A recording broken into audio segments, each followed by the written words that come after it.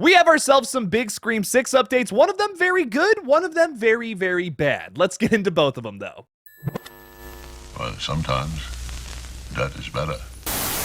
Starting off with the bad news for Scream 6, apparently there is a massive leak for Scream 6 revealing who our killer or killers will be this time around. Before we go any further, I just want to say I have not looked into the leak at all. I will not be discussing it in this video. I have not seen it in any way, shape, or form. So that is not going to be discussed in this video, but I do want to talk a little bit about movie leaks, why they happen, and how this one might have been faked. While Scream fans on Twitter were siphoning through some of the hashtags, a video was popped up on there that was no good. Somehow it made its way online through a foreign market leak and apparently showcased who our killer or killers will be in this new film. Now, like I said, I have no context here. I have not seen said video and I'm not looking for it. And I would recommend you do the same. Don't have things spoiled before you see it. That sucks. That's why we don't do that on this page. So none of that. None of that. That's why there's no comments on this video, because I can't trust y'all. I'm sorry. But I do want to point out that all the way back in the Scream 2 days, director Wes Craven actually had the writer, Kevin Williamson, write up some mock-up dummy scripts, which made other characters in that film the Ghostface killer. This was intentionally leaked online, so people thought they knew who the killers were, and then when they went to see it,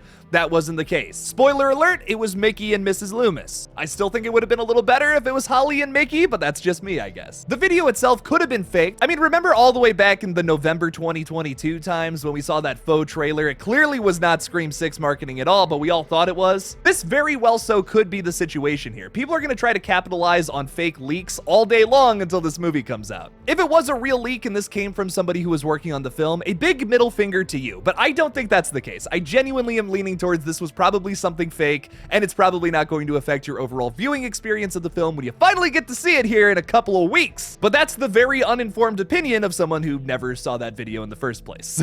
So I don't know what to tell you. Moving into some real Scream 6 news, something a little bit on the brighter side is that this film is projected to have one of the biggest opening weekends of the entire franchise. Paramount and Spyglass Media's Scream 6 hit tracking today with what looks to be a franchise opening record of 37 million stateside. The previous highest opening for a Scream movie was Scream 3 all the way back in the year 2000, which debuted to 34.7 million. This comes at absolutely no surprise to me, but maybe to some other Scream fans who think that this movie's gonna tank without Sidney Prescott. This is absolutely no diss towards my girl Sidney Prescott. She's one of my all-time favorite final girls. But I think Scream 5 made a very big point of saying, hey, there are other stories to tell in this universe that don't have anything to do with Sidney, and that's okay. I mean, if we get ourselves to Scream 30 and there are still people coming after Neve Campbell, I'm gonna start to question how she's surviving all this crap. This must be some of the worst killers this world has to offer. Oh my god. Why this is just no shock to me is that you have a lot of star power still in this movie, especially with Jenna Ortega, who is blowing up right now after the success of Wednesday over on Netflix. On top of that, you also have fan favorite Scream 4 character, Kirby Reed, coming back into the franchise. She has been confirmed to not be dead. This has a lot of Scream fans from my generation very excited, because Scream 4 was kind of like our movie. 2011, that's when I was growing up getting into horror movies,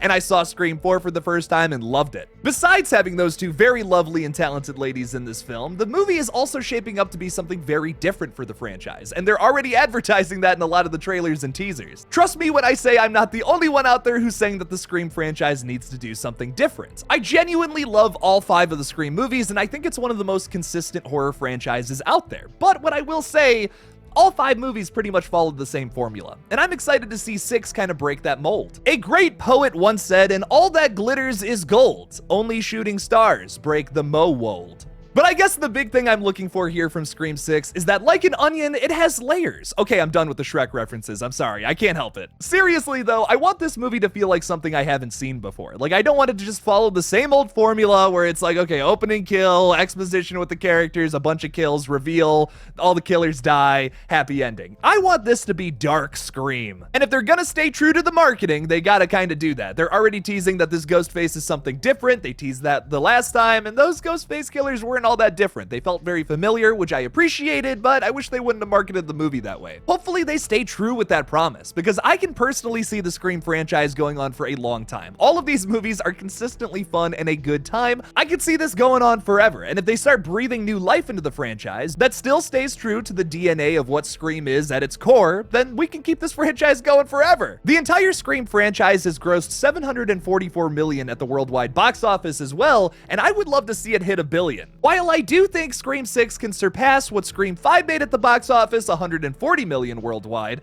I think it's gonna take a 7th film to ultimately break that. Because that would mean that this movie needs to make $256 million, and that's a heavy order. That's almost double what the last film made. But is it so unrealistic to say that this one comes close to 200? I don't think so. I could see this one making like 190 million. Like, honestly, I think that's very much so in the realm of possibilities. People are much more hyped for this one than they were for Scream 5, just straight out the gate. Scream 5 looked like same old, and while there was a lot of excitement to come back to this otherwise dead franchise, I mean, like, you know, the TV series was going for a while, but we hadn't gotten a movie since 2011.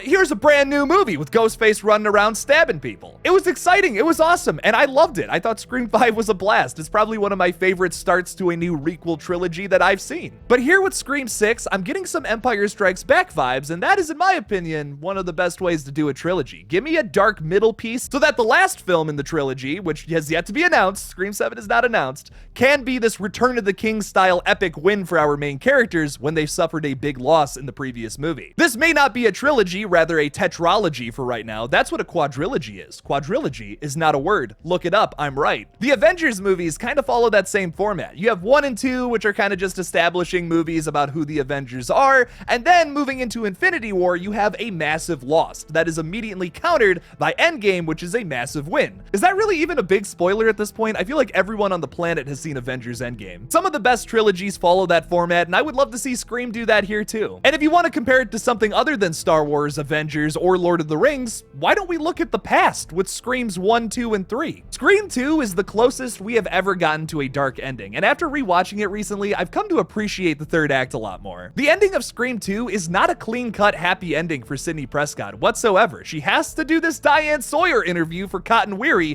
who kinda saves her life, but is also kind of a about it too. Cotton Weary is slowly becoming one of my favorite secondary antagonists because of what happens in Scream 2. I used to never really appreciate this, but on rewatch, I'm really digging it, actually. I'm really digging what they did with his character and, well, what ultimately happens to him at the beginning of Scream 3. But however you feel about Screams 2 and 3, I will say the format that they follow is really impressive. I think overall the stories are like kind of the same in all 3 movies, sure, but like the overarching story of Sidney Prescott's arc through 1, 2, and 3, I think is really well written. And if we do something similar to that with Sam Carpenter here in 6 and 7, we could have a great story on our hands. But wow, there's a lot to think about with this video. Do you think those Scream 6 leaks are real? Do you think that Scream 6 will be the movie to set this franchise over $1 billion? And do you think that we are getting a whole trilogy of Scream films with 5, 6, and 7? Leave me something about it in the comments below. Thank you all so much for watching this brand new Scream 6 update. Don't forget to like this video and subscribe for more horror content in the future. Please consider supporting me on Patreon by clicking that link in the description below. Thank you all again for watching, and as always, don't forget to kill it out there, y'all.